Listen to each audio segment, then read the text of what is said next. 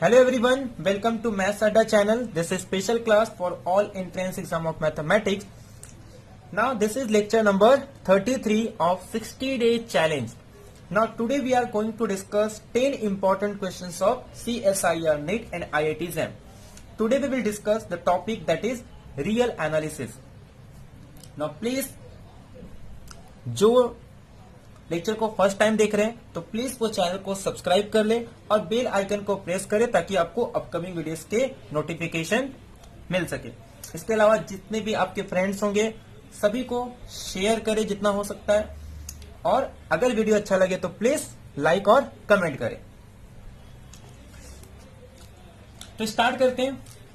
Question number 331 321। तो देखते हैं क्वेश्चन क्या है। तो क्वेश्चन नंबर 321 क्या कह रहा है कि CAR with a subset of R square given by. तो ऑलरेडी ये टाइप के क्वेश्चन हम डिस्कस कर चुके हैं कि हमारे पास एक CAR गिवन है, यानी कि एक अब ये CAR को डिफाइन किस तरीके से किया है कि all the order pair of R square such that कि x minus a whole square plus y square is equal to R square. That means here CAR is the circle whose center at A। अब यहां पे कुछ नहीं है तो क्या zero, मतलब CAR is a circle whose center at A 0 means y axis is 0 and of radius R, and we have to check कि which of the following subset of R square are connected। और connected के definition जिन्होंने भी starting के 32 lectures नहीं देखे वहां पे बहुत सारे वीडियोस में हमने डिस्कस किया है कि what is the definition of connected, और ज्योमेट्रिकली डेफिनेशन क्या होता है कनेक्टेड का। मीन्स यहाँ पे R स्क्वायर है तो हमें ड्रॉ करना होगा ग्राफ, और उसका यूज करके हम ऑप्शंस को चेक करेंगे कि कौन सा ऑप्शन हमारा कनेक्टेड सेट है। Now the first option is C01 union C02। C10 means अब यहाँ पे A पॉइंट भी 0 है, Y तो ऑलरेडी 0 था, means centre at origin of radius 1। तो draw a circle whose centre at 0 0 and radius 1 and union with centre at origin of radius 2। तो clearly this is the circle, this is the radius of 1 circle and this is the radius of 2 circle. Clearly we can't connect any 2 point, अरे we not connect every 2 point of this set, क्योंकि हमारे पास ये हमारा जो set है, suppose ये वाला set हो गया और ये जो सेकंड है ये सेट है। अगर suppose we want to connect this 2 point तो कैसे कनेक्ट कर सकते हैं? नहीं कनेक्ट कर सकते ना, क्योंकि जो ये सेट है ना ये हमारा सेट नहीं है। हमारा सेट क्या है? जो रेड लाइन है ना, ये जो सर्कल ड्रॉ किया वही सेट है। अब अगर suppose we want to connect this 2 point, तो अगर मैं इस तरीके से इस पॉइंट को कनेक्ट करना चाहूं तो मुझे ब्लू लाइन से होके वो जाना होगा। मतलब ये हमारा सेट नहीं है, क्योंकि हमारे सेट तो सिर्फ ये 2 सर्कल है, एक तो 1 रेडियस का सर्कल, एक तो 2 रेडियस का सर्कल। तो therefore this is not connected. No, अब सेकेंड एग्जाम्पल कह रहा है, अब स्पेशल इसी का जो सेकेंड एग्जाम्पल है वो कह रहा है कि C01 यूनियन C13। मीन्स हमारे पास ये कह रहा है कि 0 पे स्टैंड होके और 0 पे होके एक रेडियस का सर्कल बनाना है। ये कह रहा है कि 1, अब 1 मीन्स क्या हो गया? सेंटर एट 1 0, मतलब सेंटर कहां पे? 1 0 पे है, और जो रेडियस है वो रेडियस क्या होगा? 3 रेडियस का सर्कल बनाना है, मतलब 1 2 3, और ये तो सिर्फ 2 ही है क्योंकि मतलब कुछ इस तरीके से सर्कल बनेगा। अब क्लियरली फिर से इन 2 पॉइंट को हम कनेक्ट नहीं कर सकते, क्योंकि ये एक सर्कल था जिसका रेडियस, और यहां से ये 3 रेडियस का एक सर्कल था। तो अगेन इस सेट को कनेक्ट नहीं कर सकते, यानी कि सेकेंड ऑप्शन रॉन्ग। अब हम देखते हैं थर्ड ऑप्शन। जो थर्ड ऑप्शन है वो ये कह रहा है कि C01 यूनियन C11। अब अगर इसे ड्रॉ करेंगे तो ये तो ओरिजिन और रेडियस 1 हो जाएगा, मतलब ओरिजिन पे खड़े होके 1 रेडियस का सर्कल बनाना है, और सेकंड ऐसे ये कह रहा है कि अब 1 0 पे खड़े होके 1 रेडियस का सर्कल बनाना है, मतलब ये कुछ इस तरीके से हो। अब इस 2 पॉइंट को कनेक्ट कर सकते हैं। वी नो दैट कि union of 2 connected set is connected, क्योंकि ये भी कनेक्टेड है ये भी कनेक्टेड है, and union of 2 set is connected if there intersection is non empty. तो क्लियरली ये सेट नॉन एम्प्टी है, ये दो इंटरसेक्शन हो रहा है, यानी कि इस पॉइंट के थ्रू हम हर दो पॉइंट को अब कनेक्ट कर सकते हैं, लिंक बना सकते हैं, क्योंकि हमें एक जरिया मिल गया है, ये पॉइंट इस पॉइंट के थ्रू। अब यहाँ पे कोई ऐसा जरिया नहीं था कि जिसके थ्रू हम इसके हर दो पॉइंट को कनेक्ट कर सकते हैं, बट सिमिलरली यहाँ पे भी हम नहीं कनेक्ट कर सकते थे, बट यहाँ पे हमारे पास दो पॉइंट है जिसके थ्रू हम क्या कर सकते हैं, we connect every 2 point of this set. तो therefore this set is connected, therefore option number 3 is correct. Now we will check option number 4, C01 union C21। क्लियरली ये ओरिजिन पे खड़े होके 1 रेडियस का सर्कल बनाना है, सेकेंड कह रहा है कि 20 पे खड़े होके हमें 1 रेडियस का सर्कल बनाना है। अब क्लियरली इस पॉइंट पे कनेक्ट हो गया तो हम इसके हर दो पॉइंट को कनेक्ट कर सकते हैं, ठीक है, क्योंकि ये इज इक्वल टू है, मींस ये पॉइंट भी कंटेन करेगा। तो यहाँ पे जो 1 0 है वो दोनों में आ रहा है, तो देयरफॉर तो यहाँ पे भी हम कनेक्ट कर सकते हैं हर दो पॉइंट को थ्रू इस 1 0 के पॉइंट के थ्रू। तो therefore this set is again connected. तो therefore option number 3rd and 4th is right, बाकी के रिमेनिंग ऑप्शन आर रॉन्ग। तो therefore option A wrong, option B wrong, option C D are correct. Now the next question, that is question number 332. Consider the sequence an is equal to 1 plus minus 1 raised to n upon 1 by n minus 1 raised to n into 1 by n whole raised to n. Then here we want to find the limit supremum and limit superior and limit inferior. अब याद रखना है, जब भी हमारे पास oscillating sequence आ जाए, तो oscillating sequence में जब भी हमें लिमिट सुपेरियर और लिमिट इंफेरियर फाइंड करना हो, ना जस्ट क्या करेंगे, उसे ब्रेक कर देंगे इवन पार्ट में और ऑड पार्ट में। तो हमारे पास जो सीक्वेंस था an is equal to 1 plus minus 1 raise to 1 into 1 by n whole raise to n। तो इसे हम क्या करेंगे, अब ब्रेक कर देंगे 2 पार्ट्स में। तो अगर सपोज हम इवन रखेंगे तो ये पॉजिटिव हो जाएगा, ऑड रखेंगे तो निगेटिव। तो therefore this is 1 minus 1 by n whole raise to n and 1 plus 1 by whole raise to n। ये कब होगा, जब n बिलोंग करेगा ऑड नंबर्स को, जब ये कब होगा, जब n बिलोंग करेगा इवन नंबर, अरे सॉरी, तो ये पॉजिटिव इवन नंबर्स के लिए, और ये कब होगा, जब ऑड नंबर्स होंगे, ठीक है। अब ध्यान से समझना, तो अगर जब भी ऐसी ऑसिलेटिंग सीक्वेंस आती है, अब यहाँ पे लिमिट लगा देना, ठीक है। अब जब लिमिट लगाएंगे तो ये वैल्यू अप्रोच करेगी e⁻⁻1 को, और ये वैल्यू अप्रोच करेगी e को। तो देयरफॉर जो इसमें ग्रेटेस्ट वैल्यू होगी उसे हम कहते हैं लिमिट सुपेरियर, और जो स्मॉलेस्ट वैल्यू होगी उसे हम कहते हैं लिमिट इन्फेरियर। तो therefore limit inferior is 1 by e and limit superior is e। अब चेक करते हैं कि कौन से ऑप्शंस में ये कह रहा है।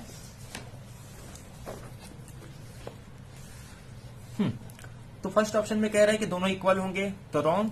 सेकंड ऑप्शन में कह रहा है कि दोनों की वैल्यू e होगी, रॉन्ग। थर्ड ऑप्शन में कह रहा है कि दोनों की वैल्यू 1 बाय e होगी, रॉन्ग। तो फोर्थ ऑप्शन करेक्ट कि सुपेरियर तो e होगा और limit inferior of en is nothing but 1 upon e। This is the right answer. Now the next question is question number 323 कि let ak be a unbounded strictly increasing sequence of positive real number. अब इस question को कैसे attempt करना है कि पहले तो हमें यहाँ पे जो गिवन है ना, पहले इसको ध्यान से देखना है। सीक्वेंस के क्वेश्चंस को, एक तो आपको मैंने लास्ट लेक्चर में बताया था कि जब भी सीक्वेंस के क्वेश्चंस आते हैं, एक तो आपको एलिमिनेट करके ऑप्शंस काफी होते हैं, आपके पास काउंटर एग्जांपल होंगे तो उसका यूज कर सकते हैं। अगर काउंटर एग्जांपल से डिस्प्रूव हो रहा है, मान लो अगर 4 ऑप्शन है, अगर एक ही ऑप्शन डिस्प्रूव हो रहे हैं तो बाकी 3 के लिए हमें क्या करना होगा, या तो काउंटर एग्जांपल या तो फिर प्रूव करना होगा उसमें से। बट ये मल्टीपल चॉइस का क्वेश्चन है, तो यहाँ पे हम एक से ज्यादा ऑप्शन हो सकते हैं, राइट। तो let ak be a unbounded sequence, तो हर एक गिवन को लिखते हुए चलते हैं, ठीक है। Now the solution number 323। तो गिवन ये है, पहला गिवन ये कह रहा है कि जो an सीक्वेंस है, ak है सॉरी, e के सीक्वेंस इंक्रीजिंग है। सेकेंड कह रहा है कि अनबाउंडेड है। थर्ड कह रहा है कि पॉजिटिव रियल नंबर। अब यहीं से हम देखते हैं कि कोई ऑप्शन इसमें से एलिमिनेट तो नहीं हो रहा है, ठीक है। अब उसमें एक डिफाइन किया है xk, ठीक है। xk को डिफाइन करने का तरीका ऐसे है कि xk एज डिफाइन एज कि ak+1 minus ak upon ak+1, इस तरीके से xk को डिफाइन किया है। अब अगर थोड़े ध्यान से देखें, अगर मैं इस चीज को और अच्छे से लिखूं तो मैं इसे लिख सकता हूँ ना 1 माइनस ए के अपॉन ए के प्लस 1। अच्छा एक बात बताओ, अगर मैं इसमें लिमिट अप्लाई करूं, ठीक है, अगर इस वैल्यू में अगर मैं लिमिट अप्लाई करता हूं,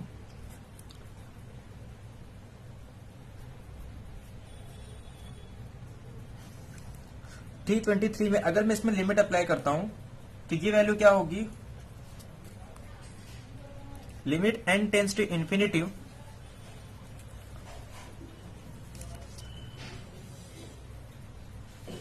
तो अगर मैं लिमिट अप्लाई करूंगा तो ये मेरा तो ये तो 1 ही रहेगा और therefore 1 minus limit n tends to infinity A के अपॉन ए के प्लस 1 आ जाएगा। अब ये लिमिट होगा।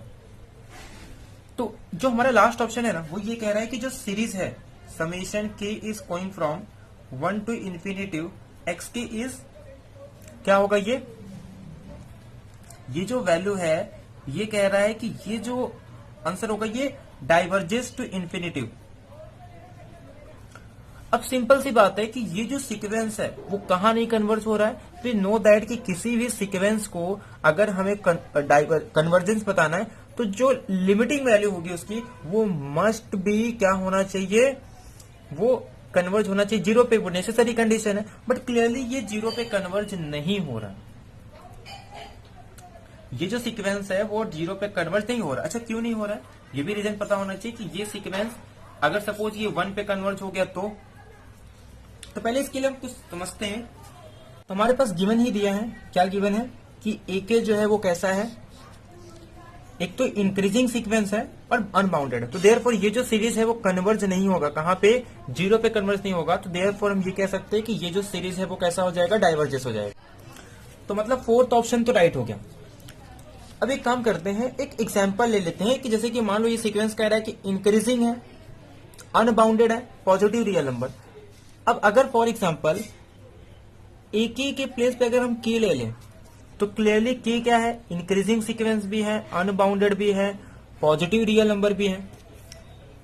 तो देयरफॉर अगर हम XK को डिफाइन करें तो XK हमारे पास क्या होगा, AK plus 1 minus AK upon AK plus 1 है।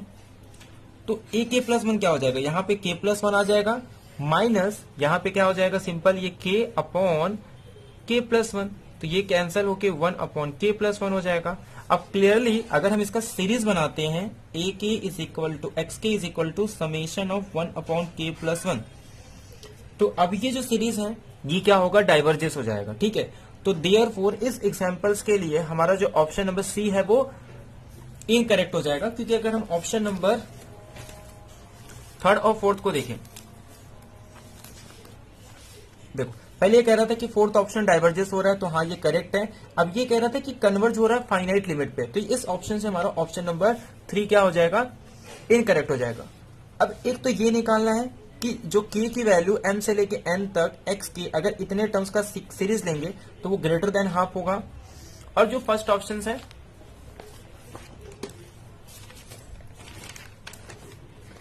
कि for every N is greater than M K is equal to M to N XK is greater then.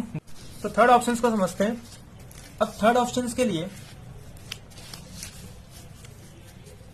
क्या है, पहले पूछा है कि summation K is equal to M N XK, और ये हमें प्रूव करना है कि greater than 1 minus AM by AN होगा। ठीक है, ये हमें प्रूव करना है। तो पहले हम ले लेते हैं, लेट सपोज कि summation K is equal to M to N XK है। अब अगर XK की वैल्यू पुट करेंगे तो ये हमारे पास K is equal to M to N और XK की वैल्यू क्या है, AK plus 1 minus AK upon AK plus 1 है। अब थोड़ा इसमें ध्यान समझते हैं। अब N की जो वैल्यू है सबसे हाईएस्ट है, तो इसका मतलब इंक्रीजिंग सीक्वेंस है, तो अब ये हम कह सकते हैं कि since N is greater than K, तो इंप्लाइज दैट जो AN सीक्वेंस होगा वो ग्रेटर देन हो जाएगा AK से। इसका मतलब AN प्लस 1 की value greater than AK plus 1 हो जाएगी। इसका मतलब ये है कि 1 अपॉन जो AN प्लस 1 है वो लेस देन हो जाएगा A raise to K plus 1। तो इसका यहाँ पे यूज करना है हमें। तो अगर ये ग्रेटर देन है तो देयरफॉर ये तो ग्रेटर देन हो जाएगा किससे, अब ये वैल्यू को चेंज नहीं करना है, तो therefore this is greater than k is equal to m to n, और ये तो एज इट इज रखेंगे ए के प्लस वन माइनस ए की अपॉन, अब ए के प्लस वन के प्लेस पे क्या लिख सकते हैं, A N plus one by using this result. तो ये सिंपल हमने इनइक्वालिटीज का यूज करके यहाँ पे ये लिख दिया। अब एक काम करते हैं, इसे पुट कर देते हैं। अब जब इसकी वैल्यू यहाँ पुट करेंगे तो ये पहला टर्म क्या होगा, ए एम प्लस वन और ये माइनस ए एम, फिर 2 पुट करेंगे और m प्लस वन पुट करेंगे तो ये ए एम प्लस टू और ए एम, मतलब अगर एक दो वैल्यू हम पुट करें, जैसे कि फॉर एग्जांपल अगर पहले हम m पुट करते तो ये हमारे पास हो जाएगा m प्लस वन माइनस ए एम प्लस, इसी तरीके से हम पुट करेंगे ए एम प्लस टू तो माइनस ये ए एम प्लस वन। तो ऐसे जो लास्ट टर्म होगा वो लास्ट टर्म क्या हो जाएगा, ए N plus one minus a N. अब अगर हम ध्यान से देखें तो इसमें सारे टर्म्स कैंसिल हो जाएगा, देखो ये इसके साथ कैंसिल हो जाएगा, मतलब सिर्फ यहाँ पे ये वैल्यू बच रही है। तो ऐसे जो जितने भी टर्म्स है सब कैंसिल हो जाएंगे। अब ऐसे ये भी इसके आगे वाले टर्म्स है, मतलब ये दो टर्म्स बच रहे हैं, तो मतलब हमारे पास सिर्फ क्या बच रहा है, ए एन प्लस वन और minus A M upon A N plus one. तो देयरफॉर अब इसे हम सॉल्व करेंगे तो ये हमारे पास A raise to M upon A N plus one हो रहा है।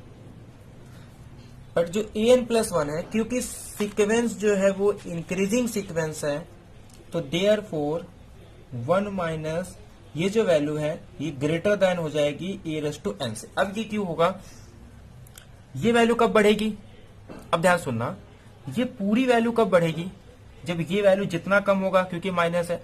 अब ये वैल्यू कम कब होगी, जब ये वैल्यू जितनी बढ़ेगी, और क्योंकि इंक्रीजिंग सीक्वेंस है तो ये तो ऑलरेडी इससे बढ़ा है, मतलब अगर ये बढ़ रहा है तो टोटल वैल्यू कम होगी, और जितनी वैल्यू ये कम होगी वो टोटल वैल्यू बढ़ जाएगी। तो देयरफॉर यही हमें प्रूव करना था। तो हमने सिर्फ ये सिंपल इनइक्वालिटीज का यूज कर रहे हैं यहाँ पे, और कुछ नहीं यूज करना है। तो देयरफॉर जो हमारा पहला ऑप्शन कह रहा था कि जो ए की सीरीज है where k is equal to m to n, ये ग्रेटर देन हो जाएगा one a raise to m minus a n. तो मतलब जो पहला ऑप्शन है वो तो करेक्ट हो गया। अब इसी का यूज करना है। अब यहाँ पे एक तो इसका यूज करना है, प्लस हमें अनबाउंडेड की कंडीशंस यूज करनी है। अच्छा, अनबाउंडेड का मतलब क्या होता है, अनबाउंडेड का मतलब जिसकी कोई लिमिट नहीं होगी, मतलब वो चलते जा रहा है। अनबाउंडेड मतलब जो कहीं पे खत्म नहीं हो रहा है, एंड हो रहा है, और एंड नहीं हो रहा है, ठीक है। मतलब अगर मैं जैसे मैं 2 बोलूं तो अनबाउंडेड है, मतलब एक ऐसी वैल्यू ढूंढ के लेके आ सकता हूं जो 2 से ग्रेटर देन होगी। मैं अगर 10 बोल दूं तो 10 से बड़ी वैल्यू 11 हो जाएगी, क्योंकि वो अनबाउंडेड है, हर वैल्यू से वो बड़ा होगा, तो उसे हम अनबाउंडेड कहते हैं। तो इसका मतलब हर n के लिए मैं एक ऐसा m ढूंढ के लेके आ सकता हूं कि ये जो सीक्वेंस की वैल्यू, मतलब ये जो ए एम की वैल्यू होगी ना, उसके लिए ये सीक्वेंस क्या होगा, हमेशा बड़ा हो जाएगा। तो अगर सपोज मैं ए एम के प्लेस पे 2am लिख दूं तो इससे भी बड़ी वैल्यू में एक ऐसा n ढूंढ के लेके आ जा सकता हूं, जिस मतलब ये n एक ऐसा स्टेज होगा जिस सीक्वेंस की वैल्यू, मतलब जिस सीक्वेंस की value greater than 2 into am हो जाएगी। तो अब मैं कह रहा हूं कि अगर देयरफॉर अगर an की वैल्यू ग्रेटर देन 2am है तो देयरफॉर 1 अपॉन an की value less than 1 upon 2am हो जाएगी। ये तो हो जाएगा ना। तो देयरफॉर अब बस इसी रिजल्ट का यूज करना है। अब हमें पास ये तो ऑलरेडी है ही, तो देयरफॉर मैं इसे क्या कह सकता हूं, 1 माइनस जो am की वैल्यू, जो ये an है, ये किससे ग्रेटर देन हो जाएगा, a 2m से हो जाएगा। ये हमने अभी ये देखा, क्योंकि यहां पे देखो ये तो इनइक्वालिटी है, बट अगर माइनस लगा देंगे तो ये रिवर्स में उल्टा हो जाएगा, ठीक है। तो देयरफॉर यहां से am कैंसिल होके ये हमारे पास आ जाएगा 1 minus half is equal to half. तो देयरफॉर ये वैल्यू किससे भी ग्रेटर देन हो जाएगी, हाफ से। मतलब सिंपल यहाँ पे हमें इनइक्वालिटीज का और कॉमन सेंस का यूज करना है, बाकी इस क्वेश्चन में कुछ नहीं था। यानी कि हमारा ऑप्शन नंबर जो ए ऑप्शन से ये करेक्ट हो जाएंगे, और जो हमारा सेकेंड ऑप्शन था ये भी करेक्ट हो जाएगा, बाकी थर्ड फोर्थ ऑप्शन रॉन्ग है। अब नेक्स्ट क्वेश्चन देखते हैं कि let an bn be a sequence of real numbers satisfying कि mod of an is less than mod of bn for all n is greater than 1, then series an converges whenever bn converges, series an converges absolutely whenever series bn converges absolutely, series bn converges whenever summation series a n converges, series b n converges absolutely whenever a n converges. मतलब अगर मैं इसे simple language में बताऊं तो solution number 324। तो ये questions में ऑलरेडी कुछ है ही नहीं, ठीक है। ये सीक्वेंस पे ये कह रहा है कि अगर किसी सीक्वेंस मॉड एन की वैल्यू मॉड बी एन है, ये लेस देन है, तो इसमें 4 क्वेश्चन पूछे, मैं चारों को समझा देता हूं। First, second, third, fourth. पहले में ये कह रहा है कि अगर ये जो बी एन सीरीज है, अगर ये कन्वर्जेंस होगा तो हम ए एन के बारे में क्या कह सकते हैं, क्या ये कन्वर्जेंस होगा। सेकेंड में कह रहा है कि अगर जो बी एन अगर ये एब्सोल्युटली कन्वर्जेंस है तो क्या ये भी एब्सोल्युटली कन्वर्जेंस होगा।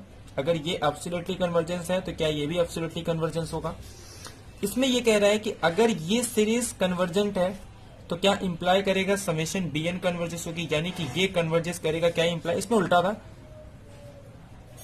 इसमें कन्वर्स था और इसमें स्ट्रेट फॉरवर्ड की कन्वर्जेंस है तो क्या ये कन्वर्जेंस होगा। और इसके बाद नेक्स्ट ये है कि सपोज अगर सीरीज ए एन और सीरीज बी एन अगर ये एब्सोल्युटली कन्वर्जेंस है तो क्या ये भी एब्सोल्युटली कन्वर्जेंस होगा। अब एक बात याद रखना है कि थर्ड और फोर्थ ऑप्शन तो कभी ट्रू हो ही नहीं सकते। मैं कह रहा हूं अगर मेरा छोटा सीक्वेंस ही अगर छोटे सीक्वेंस कन्वर्ज हो रही है तो इसके बारे में कुछ नहीं कह सकते। डेफिनेटली में we can't say about definitely कि ये कन्वर्जेंस होगा, तो देयरफॉर थर्ड फोर्थ ऑप्शन तो ट्रू होंगे ही नहीं। अब बचते हैं फर्स्ट एंड सेकंड ऑप्शन में। तो अगर सीरीज बी एन कन्वर्जेंस है ना, सिर्फ कन्वर्जेंट है, तो उसके बारे में कुछ नहीं कह सकते। वी नो दैट हमारे पास एक -1:n/n, ये एक एग्जाम्पल होता है जो कि एब्सोल्युटली कन्वर्जेंस है, बट इसके बारे में कुछ नहीं कह सकते। तो क्लियरली सेकेंड ऑप्शन ट्रू है। और ये रिजल्ट भी है कि अगर series b n absolutely convergence है तो बाय कंपैरिजन टेस्ट हम ये कह सकते हैं कि ये भी एब्सोल्युटली कन्वर्जेंस होगा। तो therefore second option is correct. तो सिंपल कॉमन सेंस और इनइक्वालिटीज का यहां भी हमने यूज किया कि अगर कोई बड़ा सीक्वेंस है तो छोटा सीक्वेंस होगा, बट अगर वो सिर्फ कन्वर्जेंट है तो छोटे सीक्वेंस के बारे में क्यों नहीं कह सकते, क्योंकि हो सकता है वी नो दैट कि अगर सीक्वेंस एब्सोल्युटली कन्वर्जेंस है तो ये नहीं कह सकते कि वो कन्वर्जेंस होगा। अरे सीक्वेंस अगर कन्वर्जेंट है तो हम ये नहीं कह सकते कि वो एब्सोल्युटली भी कन्वर्जेंट हो। तो सीक्वेंस में आपके पास एग्जांपल्स बहुत होने चाहिए। और इसके बाद जो कल मैं एक लेक्चर दूंगा जिसमें मैं सीक्वेंस के जो मैंने आपको नोट्स प्रोवाइड किया है, तो जो भी टेलीग्राम ग्रुप पे नहीं है या फिर व्हाट्सएप ग्रुप पे तो वो ज्वाइन हो सकते हैं। आपको डिस्क्रिप्शन बॉक्स में लिंक मिल जाएगा। तो टेलीग्राम पे मैंने एक पीडीएफ अपलोड किया है जिसमें मैंने 100 से ज्यादा क्वेश्चंस दिए हैं, किसके, सीरीज के सम फाइंड करने के, ठीक है। तो उसमें से जो टेक्निक्स है, अगर आप एक बार वो टेक्निक्स सीख जाते हो ना, तो उस टेक्निक्स के बाद कितने भी कॉम्प्लिकेटेड सीरीज का आप सम फाइंड कर सकते हो। थोड़ा आपको उसमें कैलकुलेशन करना होता है और थोड़ी common sense, presence of mind आपका अच्छा होना चाहिए। एग्जाम्स के टाइम पे आप किसी भी कॉम्प्लिकेटेड सीरीज का सम फाइंड कर सकते हैं या फिर लिमिटिंग सीक्वेंस, किसी भी सीक्वेंस का लिमिट्स निकाल सकते हैं। तो नेक्स्ट लेक्चर में आपका एक, ये तो आपका कंटिन्यू चलेगा 60 डे चैलेंज का, एक लेक्चर एक्स्ट्रा होगा जिसमें हम लोग थ्योरी पार्ट पढ़ेंगे। तो थ्योरी पार्ट में मैं आपको बताऊंगा और उसके बाद जो सॉल्यूशंस होंगे उसकी पीडीएफ, मतलब जो भी इमेज या पीडीएफ मैं आपको प्रोवाइड कर दूंगा टेलीग्राम ग्रुप पे, ठीक है। तो फिर क्वेश्चन नंबर नेक्स्ट देखते हैं 325। 325 में ये कह रहा है कि अगर f एक twice differentiable function on r है तो गिवन दैट कि f double derivative greater than 0 है for every x belongs to real number. Means यहाँ पे सिर्फ एक काम करके छोड़ दिया है कि f double dash x is greater than 0, यानी कि एक फंक्शन है, let f is a function which is twice differentiable on r, given that कि their double derivative is greater than 0। बाकी सब ऑप्शंस में है, ठीक है, बाकी सारी चीज ऑप्शंस में है। यहाँ पे भी सिर्फ आपको काउंटर एग्जांपल लेना है। आपके प्रेजेंस ऑफ माइंड बहुत ही इसमें याद रखना है। क्वेश्चंस में आपके एग्जाम्स के टाइम पे कैसा आपका दिमाग चलता है ये बहुत इंपॉर्टेंट होता है कि आप कितने जल्दी काउंटर एग्जांपल लेके आप डील कर सकते हो क्वेश्चन से। That is most important in exam. Okay, तो अगर मैं इस क्वेश्चन को समझाऊं तो ये क्वेश्चन क्या कह रहा है। नाउ द क्वेश्चन नंबर 325, सिर्फ एक कंडीशंस गिवन है यहां पे,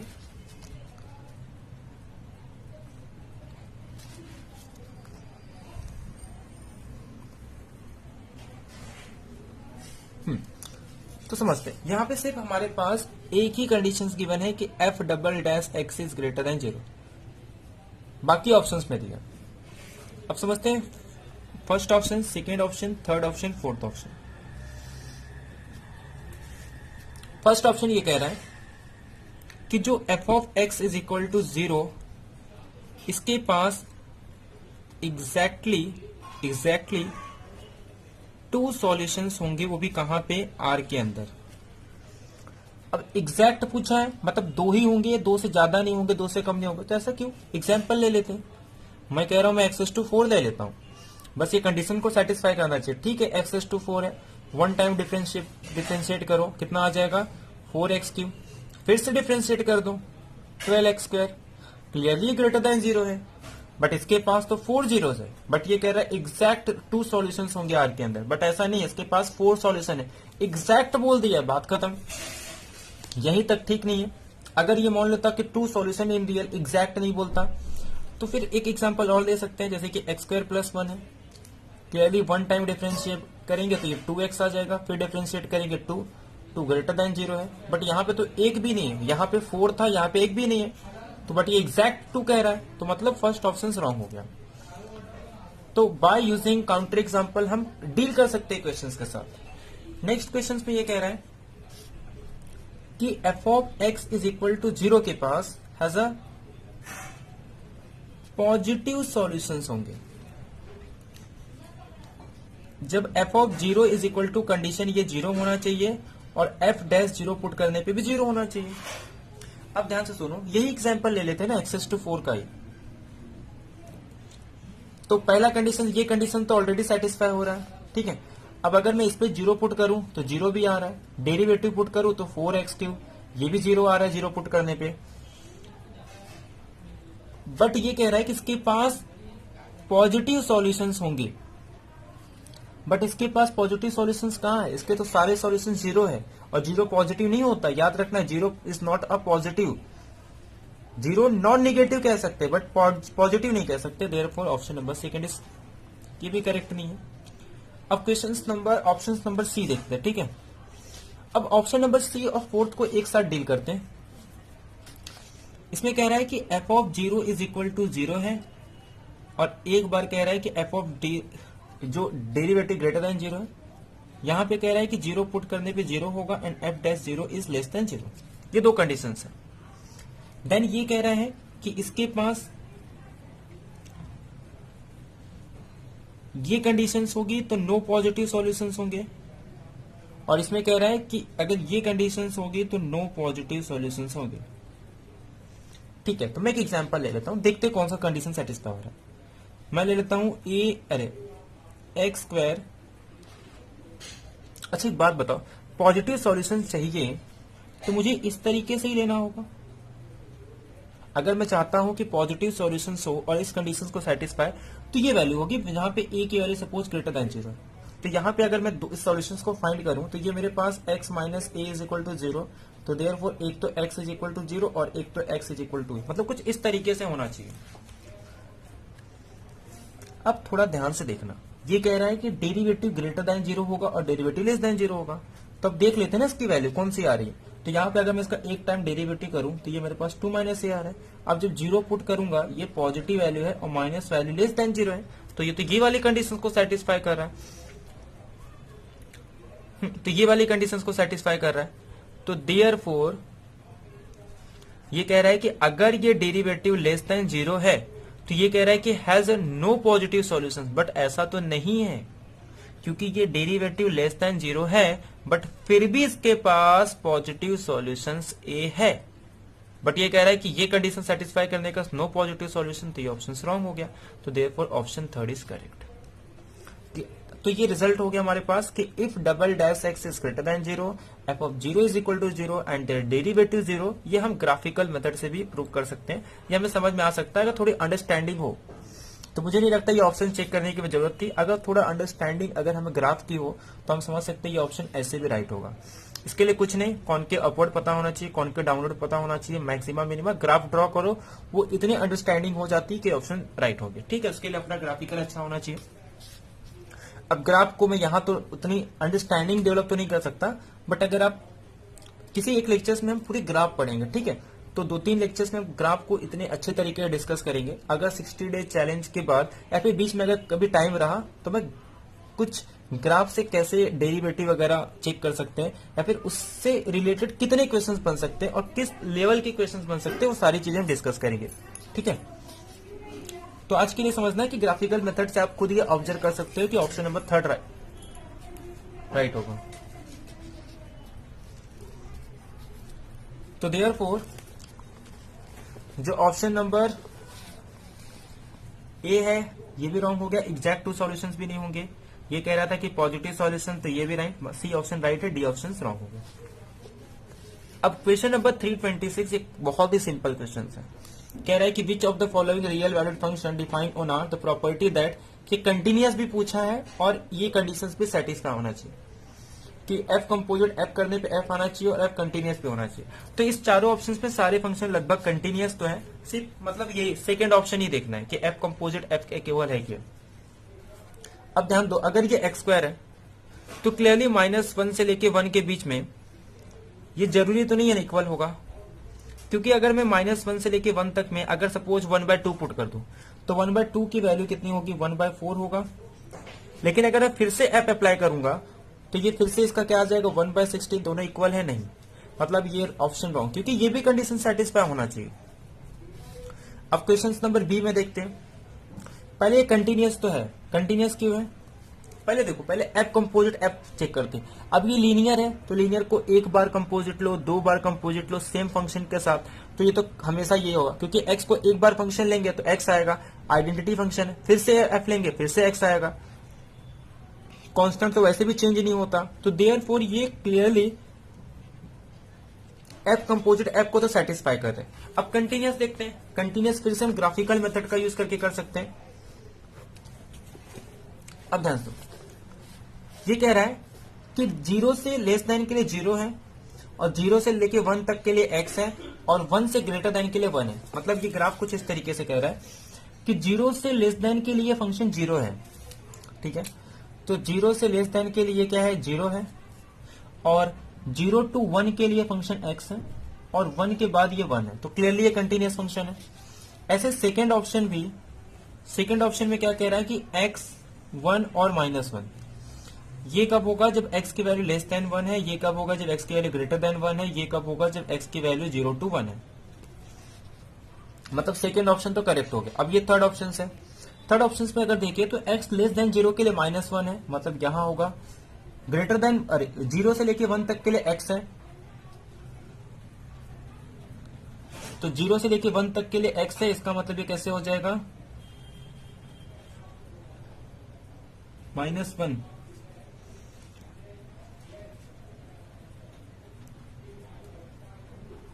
अरे सॉरी यहाँ पे ये -1 है और लेस देन -1, तो ही बोल रहा हूँ, तो कंटिन्यूस ही नहीं होगा वो, ठीक है। तो -1 तक, मतलब -1 तक ये -1 है, उसके बाद ये कह रहा है कि -1 से लेके 1 तक इसकी वैल्यू x है, मतलब ये कुछ इस तरीके से आएगा, और फिर कह रहा है उसके बाद 1 है, तो क्लियरली ये भी फंक्शन कंटिन्यूस है। तो therefore option number second and third, और ये क्लियरली हम देख सकते हैं ये भी लीनियर इक्वेशन है, क्या है, आइडेंटिटी है, मतलब किसी फंक्शन का x आ रहा है तो आइडेंटिटी फंक्शन कहते हैं। तो ये तो हमेशा सेम होगा, 1 टाइम लू, 2 टाइम लू, 3 टाइम लू, ये तो प्रॉपर्टी है अपने पास। 1 और -1 कांस्टेंट है तो चेंज होगा ही नहीं, तो देयरफॉर थर्ड ऑप्शन भी करेक्ट है। ऐसे फोर्थ ऑप्शन नहीं होगा, उसमें आप पुट करके देख सकते हैं। ये जो ऑप्शन है ये कंपोजिट एफ को सेटिस्फाई नहीं कर रहा है, तो x ग्रेटर देन 27 इसमें भी पुट करके देख सकते हो, और -23 से लेस देन इसमें भी पुट करके देख सकते हैं। ये वैल्यू चेंज होगा अगर हम 2 बार f अप्लाई करेंगे, तो ये ऑप्शन रॉन्ग हो जाएगा। मीन्स हमारे पास ऑप्शन नंबर जो बी एंड सी करेक्ट होंगे, बाकी ए डी ऑप्शन रॉन्ग होंगे। अब क्वेश्चन नंबर 327, यूनिफॉर्म कंटिन्यूअस बहुत ही सिंपल होता है। For uniform continuous we need only to check end point पे चेक करना होता है। 1 पे तो सारे फंक्शन क्लियरली डिफरेंस कंटिन्यूअस होंगे, चेक करना मतलब डिफाइन होगा हर पॉइंट पे, सिर्फ चेक करना है 0 पे। ये भी 0 पे डिफाइन नहीं होगा, ऑप्शन एलिमिनेट, ये भी 0 पे डिफाइन नहीं होगा, ऑप्शन एलिमिनेट, क्योंकि ये 1/0 फॉर्म है और 1/0 फॉर्म एग्जिस्ट नहीं होता। साइन 1/x, तो ये साइन 1/0, मतलब ये एक फाइनाइट वैल्यू तो होगी बट एग्जैक्ट क्या होगा वो पता नहीं, तो ये तो एग्जिस्ट ही नहीं हो रहा है।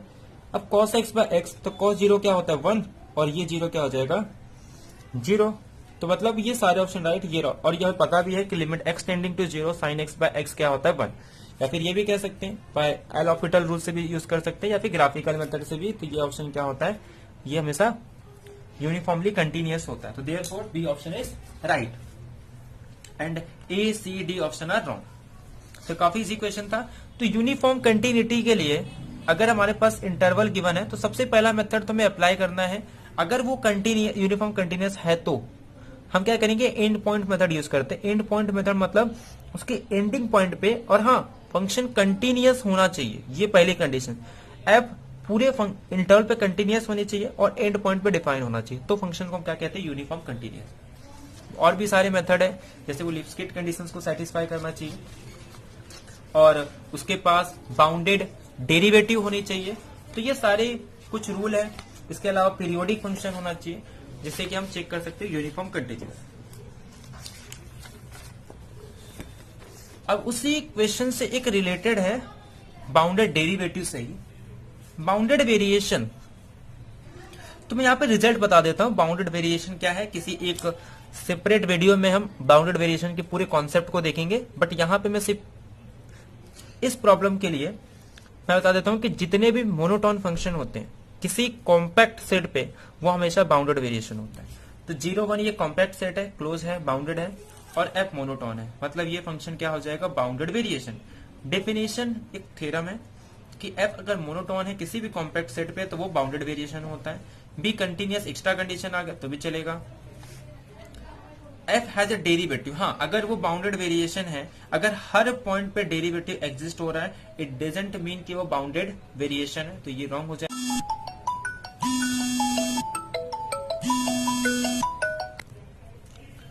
तो इम्तिनान से समझेंगे उसे। अब ऑप्शन नंबर डी कि f के पास बाउंडेड डेरिवेटिव होगा ऑन द इंटरवल 0 1। तो ये अभी बताया था कि अरे सॉरी, ये जो डेफिनेशन है ये तो हम यूनिफॉर्म कंटिन्यूटी के लिए भी करते हैं, और ये डेफिनेशन, ये थ्योरम जो है ये इसके लिए भी अप्लाई होता है कि अगर f के पास बाउंडेड डेरिवेटिव है तो वो हमेशा किसी भी इंटरवल पे क्या होता है, बाउंडेड वेरिएशन। यानी कि option number A B D correct है, बाकी सी रॉन्ग है। नाउ द क्वेश्चन नंबर 329, ये क्वेश्चन IIT जैम का क्वेश्चन है। तो आज मैंने ऐसे क्वेश्चन इंक्लूड किए हैं जिसमें कि अगर आपके पास सीक्वेंस दिया है तो रिकरेंस रिलेशंस का यूज करके, काफी बच्चों ने डिमांड किया था IIT जैम के स्टूडेंट्स ने कि सर आप ऐसे वीडियो लेके आओ जिसमें रिकरेंस रिलेशन से कुछ रिलेटेड सीक्वेंस हो। तो एक एग्जांपल हमने ऑलरेडी डिस्कस किया सीरीज का, ये भी एक रिकरेंस रिलेशंस पे ही डिपेंड है। तो रिकरेंस रिलेशंस में एक तो ये होता है कि हम उसकी बिहेवियर चेक करें, एक दो पॉइंट निकाल के, और उससे कुछ मतलब थोड़ा कैलकुलेशन पार्ट होता है। तो इस क्वेश्चन को समझते हैं।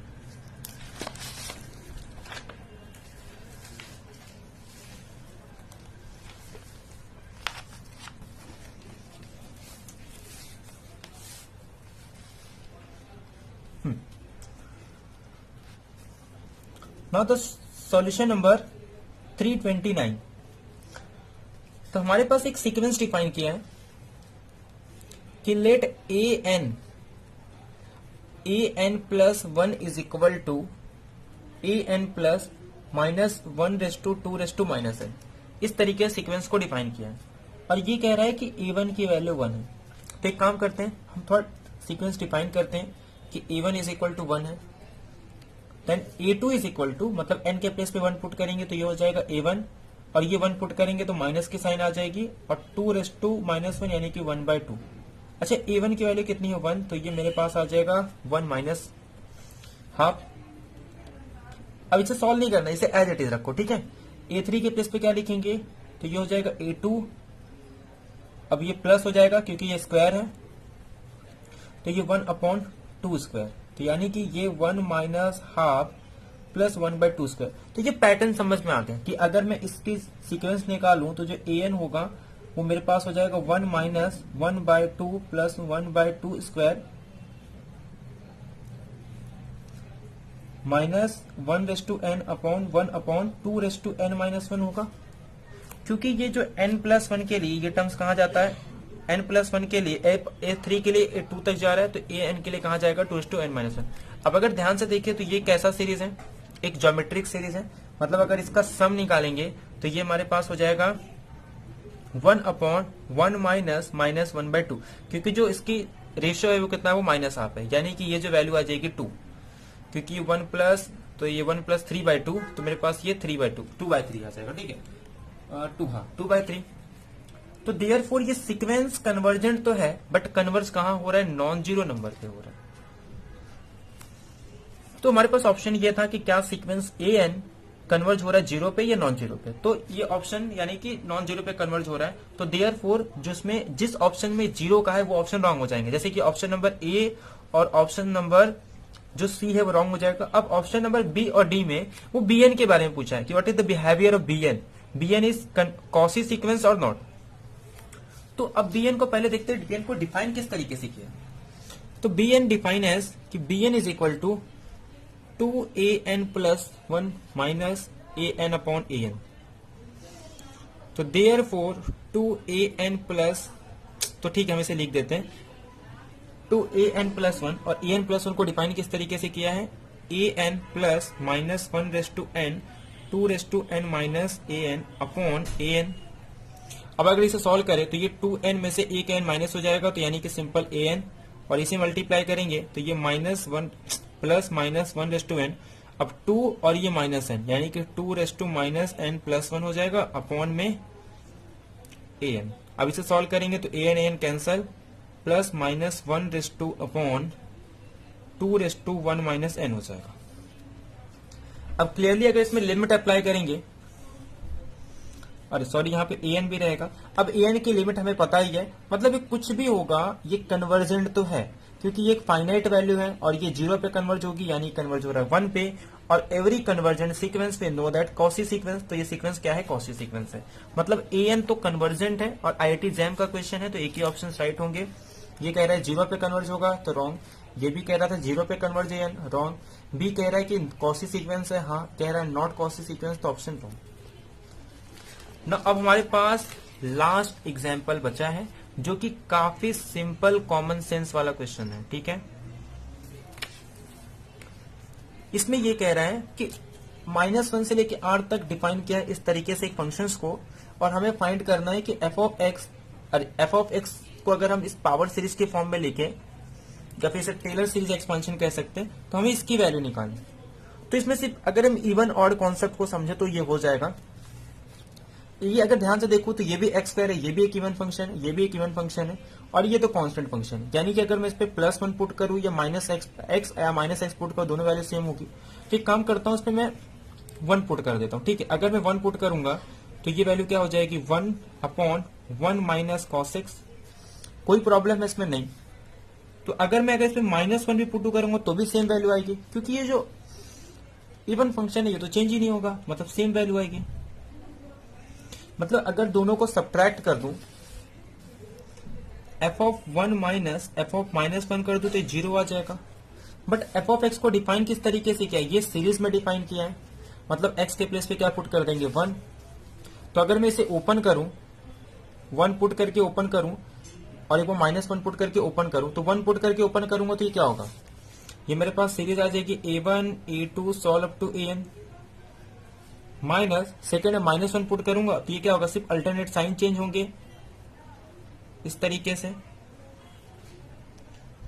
-1 रेस्टोरेंट जो भी होगा, ठीक है। और इसकी वैल्यू कितनी है, 0। अब अगर मैं ध्यान से देखूं तो इसमें a2 ये सारे टर्म तो कैंसिल हो जाएंगे, सिर्फ मेरे पास कौन सा बच रहा है, odd term a1 a3 a, मतलब ये a2n plus 1 summation n is going from 1 to infinity, ये सीरीज आ रही, इसकी वैल्यू कितनी आ गई, 0। मतलब सिर्फ ये इवन ऑड पे कॉन्सेप्ट था, बाकी कुछ नहीं है इसमें। तो देयरफॉर इसकी वैल्यू क्या आ जाएगी, 0। तो therefore option A is correct. तो ये थे हमारे आज के 10 क्वेश्चंस जो हमने डिस्कस किए। तो उम्मीद करता हूं आपको ये लेक्चर पसंद आया होगा, और अगर आपको लेक्चर पसंद आया है तो प्लीज वीडियो को लाइक करें, और कुछ भी अगर डाउट्स हैं या फिर अगर वीडियो अच्छा लगता है तो प्लीज कमेंट करें, ताकि मुझे पता चले कि कहाँ आपको डिफिकल्टी आ रही है। और आप अगर टॉपिक भी सजेस्ट कर सकते हो, अगर आपको ऐसा लगता है कि ये टॉपिक मैं वीडियो लेके आऊं, तो मैं आपको अलग से टॉपिक वाइज भी वीडियो लेके आ सकता हूं। बट आपकी डिमांड होनी चाहिए कि हाँ सर मुझे ये टॉपिक चाहिए, ठीक है। तो अगर कोई भी ऐसा टॉपिक मुझे लगता है कि नहीं स्टूडेंट्स के ज्यादा उसमें डिमांड है, तो मैं वो टॉपिक आपके सामने एक अलग से वीडियो करके सेपरेट वीडियो में लेके आ सकता हूँ, ठीक है। क्योंकि यहाँ पे हम सिर्फ क्वेश्चंस करते हैं, तो मैं इतने डिटेल में टॉपिक है जिसमें स्टूडेंट के ज्यादा डिमांड होंगे, मैं उसके अलग से एक सेपरेट वीडियो लेके आऊंगा। जैसे मैं कल या फिर परसों, कल अगर टाइम मिला तो कल ही, या तो फिर परसों में एक वीडियो लेके आऊंगा जिसमें हम फाइंड करेंगे सीरीज ऑफ सम, क्योंकि ये काफी इंपॉर्टेंट टॉपिक है। और ऐसा नहीं कि सिर्फ नेट के एग्जाम में, अगर आप आगे एनबीएचएम के क्वेश्चंस करते हो तो एनबीएचएम में हर एवरी ईयर 2 to 3 क्वेश्चन पूछे जाते हैं हमारे सीक्वेंस के, मतलब सीरीज का सम फाइंड करना। और ठीक इसी तरीके से आईआईटी सैम और गेट में भी काफी क्वेश्चंस आते हैं उससे रिलेटेड। तो देयरफॉर मतलब इसीलिए हम क्या करेंगे, डिस्कस करेंगे एक लेक्चर्स में, सेपरेट लेक्चर्स में उस टॉपिक को, ठीक है। तो प्लीज अगर वीडियो अच्छा लगता है तो लाइक करें, कमेंट करें और दोस्तों के साथ शेयर करें। Thank you.